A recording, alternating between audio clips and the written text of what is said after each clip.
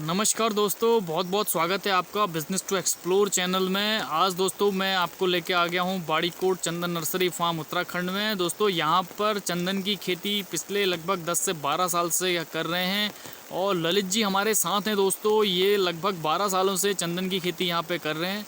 दोस्तों बहुत सारे किसान भाइयों की समस्या है, उनकी प्रॉब्लम्स हैं कि उन्हें क्या है कि देखो हकीकत से रूबरू वो लोग नहीं हैं, उन्हें पता नहीं है कि किस टाइप्स की उन्हें खेती करनी है। कई किसान भाई मेरे संपर्क में हैं, उनका यही हमेशा क्वेरी रहती है कि आखिर किस टाइप की खेती की जाए। गेहूँ गन्ना खेती करके परंपरागत खेती जो आप लोग करते हैं, जो हम लोग करते हैं, उससे कुछ इतना निकल नहीं पा रहा है कि एक किसान अपनी आमदनी या उसकी अर्निंग्स को बढ़ाया जा सके।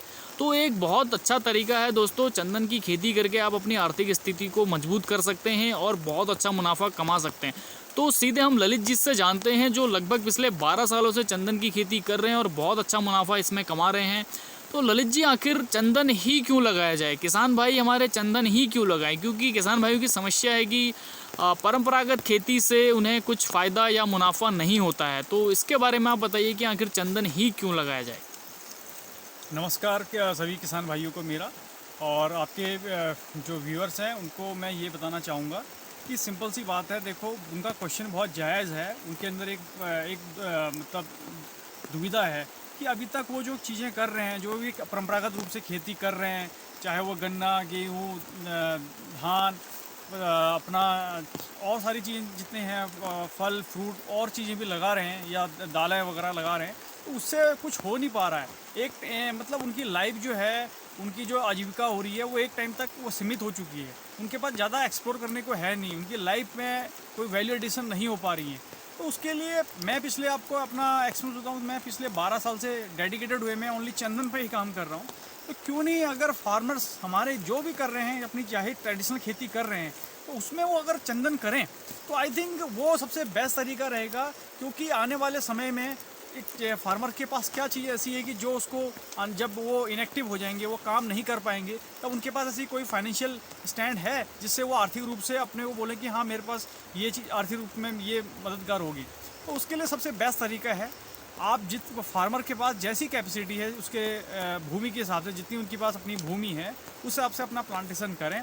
और एक चंदन में आपको ये बता सकता हूँ कि एग्रो फॉरेस्ट्री का मॉडल है।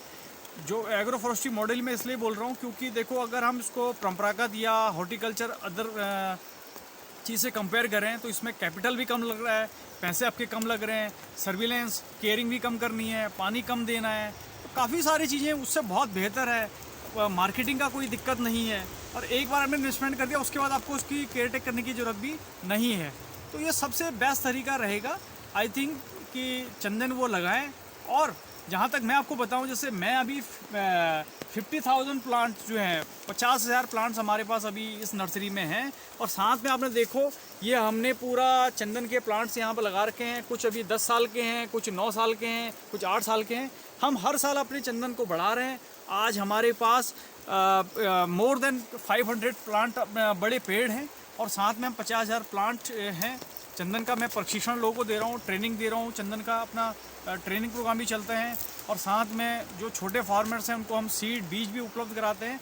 और जो फार्मर्स ये चीज़ें कर रहे हैं, अभी तक मैं अपनी जैसे लकड़ी सेल आउट कर चुका हूँ, उसमें मैं अपने फार्मर्स का पूरा हेल्प करता हूँ उनको कंसल्टिंग करने में। और उनका जब पेड़ हमारा मार्केटिंग के लिए तैयार हो जाता है तो उसको पूरी इसमें उनकी हेल्प करता हूँ कि उनका माल उसको बेच पाएँ।